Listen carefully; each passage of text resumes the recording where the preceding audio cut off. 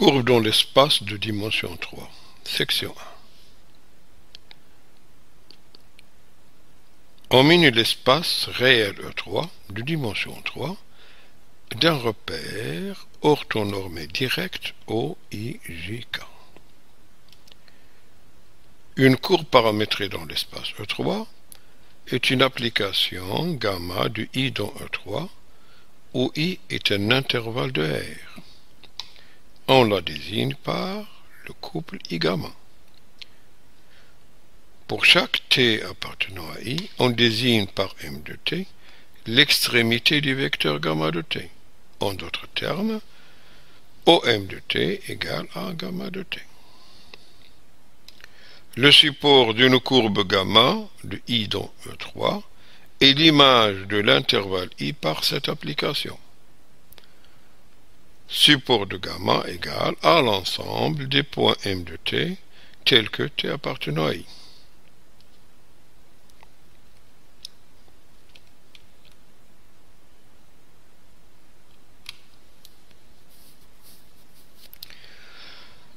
Comme exemple simple, dans le plan E2, le cercle S de centre O et de rayon R a pour équation cartésienne x au carré plus y au carré égale r au carré et a pour équation paramétrique x égale r cos t, y égale r sin t, où t appartenant à 0 de pi.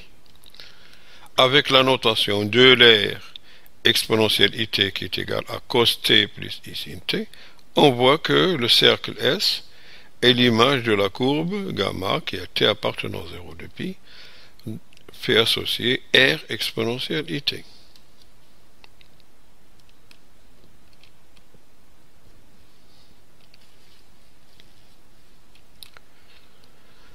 Dans le plan E2, l'ellipse de centre O et de sommet moins A 0 A0 et 0 moins B 0B a pour équation cartésienne x au carré sur A au carré plus y carré sur B carré égale 1 et a pour équation paramétrique x égale à A cos t, y égale à B sin t avec t appartenant à 0 de pi.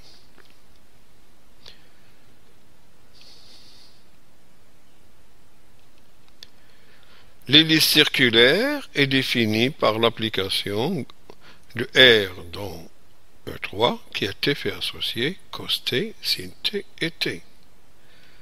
On voit que l'hélice circulaire, ici tracée sur le cylindre d'axe OZ, se projette sur le cercle unité, puisque x carré plus y au carré égale à cos carré t plus sin carré t égale 1.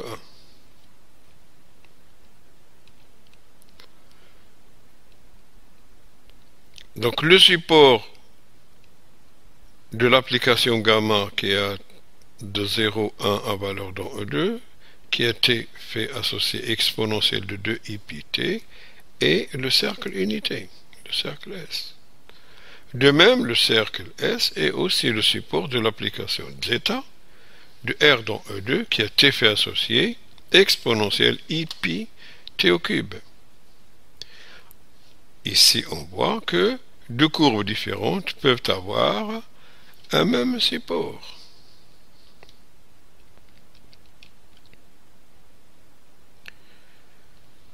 Un arc gamma est dit simple s'il est injectif. Il est dit compact si I est un fermé borné, c'est-à-dire un compact de R. Et gamma est dit de Jordan s'il est injectif et compact à la fois.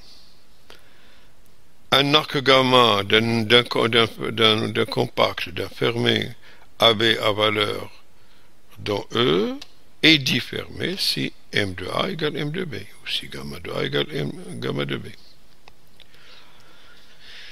Par exemple, l'arc gamma de R dans E2 qui a été fait associer exponentielle de I pi t n'est pas simple. L'arc gamma de 0,1 dans E2 qui a été fait associer 2i pi t est compact, parce que l'intervalle de départ est un fermé borné, c'est un compact. L'arc gamma de R dans E2, qui a été fait associé exponentiel de I pi t au cube, n'est pas de Jordan, ni injectif, ni compact. L'arc gamma de 0,1 dans E2, qui a été fait associé exponentiel de I pi t est fermé, puisque gamma de 0 égale à gamma de 1.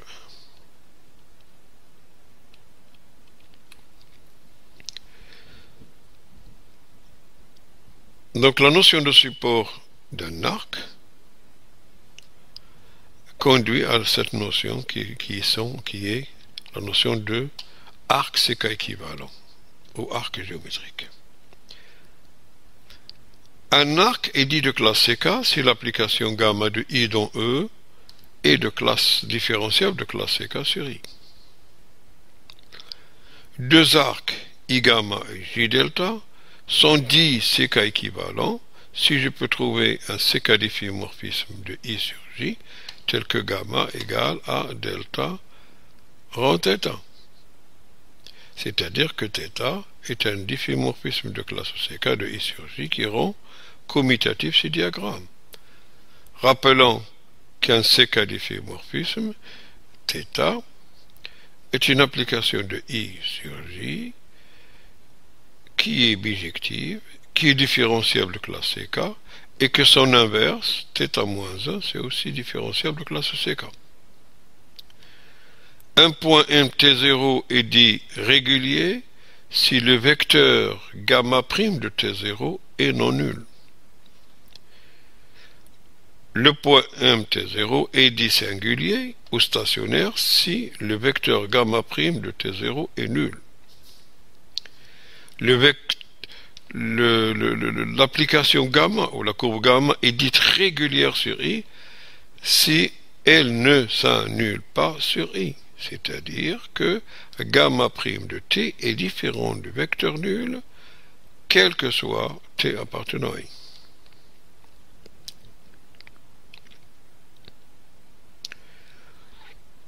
Arc géométrique, théorème. Alors la relation binaire entre courbes paramétrées définie par I gamma est en relation avec J delta, c'est seulement si je peux trouver θ un séca difféomorphisme de I sur J tel que gamma égale à delta rho θ, c'est-à-dire si I gamma et J delta sont séca équivalents, est une relation d'équivalence. Les classes d'équivalence pour cette relation sont appelées arcs géométriques. Un représentant quelconque d'un arc géométrique est appelé paramétrage admissible ou paramétrisation de gamma.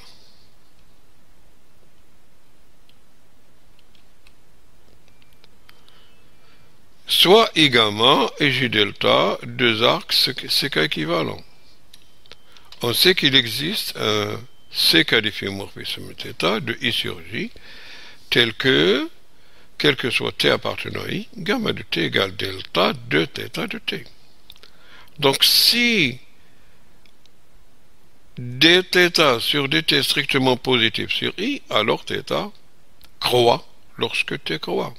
On dit que les chemins ou les courbes I gamma et J delta ont la même orientation. On définit ainsi la relation d'équivalence R définie par I gamma est en relation avec J delta, c'est seulement si il existe un difféomorphisme de classe séca θ de I sur J tel que gamma égale à delta rho θ avec θ' est strictement positif sur I. Les classes d'équivalence pour cette relation sont appelées arcs géométriques orientés.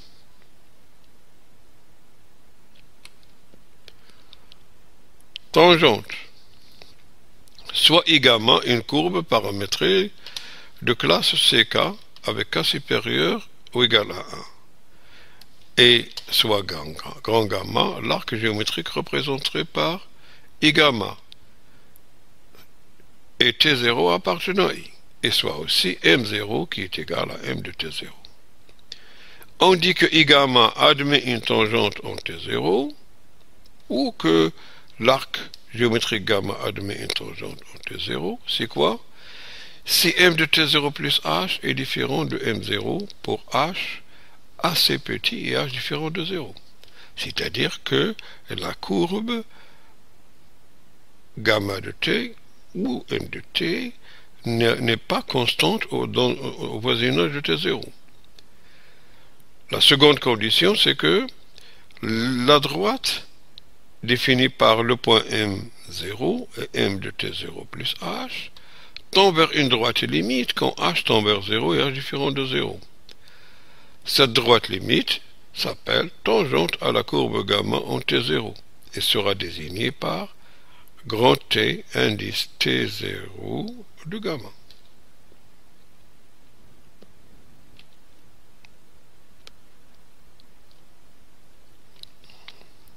Ici, un faisceau de droite passant par M0 et joignant bien sûr et d'autres points de la courbe.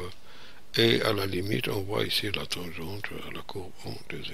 C'est celle-ci, pas celle-ci, ni celle-ci.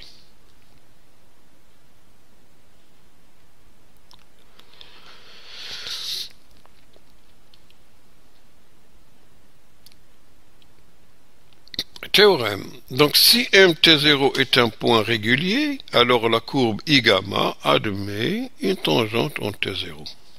C'est la droite définie par le point M0 et par le vecteur gamma prime de T0. Supposons que M de T0 est un point singulier. Et on suppose en outre que les dérivées gamma Q de T0 ne soient pas toutes nulles pour Q supérieur ou égal à 2. Alors la courbe gamma admet une tangente en T0, c'est la droite définie par le point M0 et par gamma P de T0, où P est le plus petit entier supérieur ou égal à 2, tel que gamma P de T0 ne soit pas nul.